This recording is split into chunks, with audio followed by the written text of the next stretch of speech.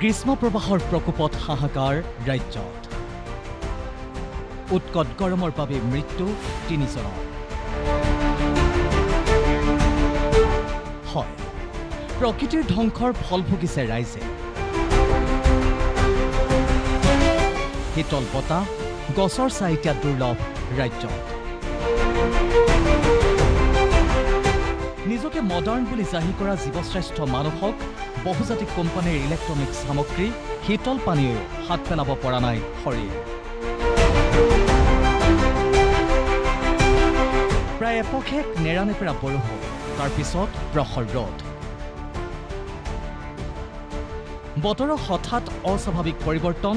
আৰু উষ্ণতাৰ তাৰতম্যৰ বাবে অসুস্থ হৈ পৰিছে বহুজন ডুমডুমাৰ তাৰা চাহ বাগিচাত গৰমৰ বাবে মৃত্যু এজন শ্ৰমিক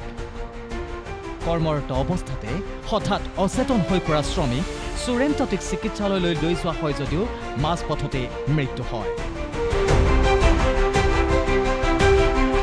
মহানগৰীৰ নাৰেংগীৰ ফৰেষ্ট গেটৰ কৈলাশ নগৰৰ পৰা উদ্ধাৰ মৃতদেহ গৰমৰ বাবে মৃত্যুৰ সন্দেহ শোভন বড়ো নামৰ ব্যক্তিজন মহানগৰীৰ জাপৰিগুগতো মৃত্যু এজনৰ গৰমৰ বাবে মৃত্যুৰ সন্দেহ পৰিয়ালৰ শুকুৰবাৰৰ দিনটোত ৰাজ্যৰ ৰাজধানী চহৰ গুৱাহাটী মহানগৰীত পাৰাস্তম্ভ স্পৰ্শ কৰিলে ৩৬ ডিগ্ৰী চেলছিয়াছ কিন্তু অত্যাধিক আৰ্দ্ৰতাৰ বাবে ৪৭ ডিগ্ৰী উষ্ণতাৰ অনুভৱ মহানগৰীকৰ তিনিচুকীয়া উত্তৰ লখিমপুৰ তেজপুৰ ধেমাজি বিশ্বনাথ চাৰিআলি যোৰহাট নগাঁৱত ৩৭ ডিগ্ৰী চেলছিয়াছ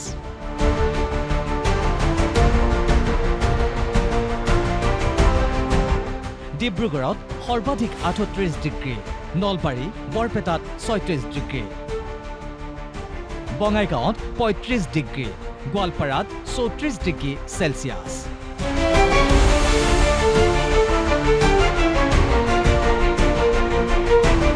দিনক দিনে বৃদ্ধি পোৱা গ্ৰীষ্ম প্ৰবাহক লৈ এতিয়া চিন্তিত হৈ পৰিছে সচেতন মহল নিউজ ডেস্ক প্ৰথম খবৰ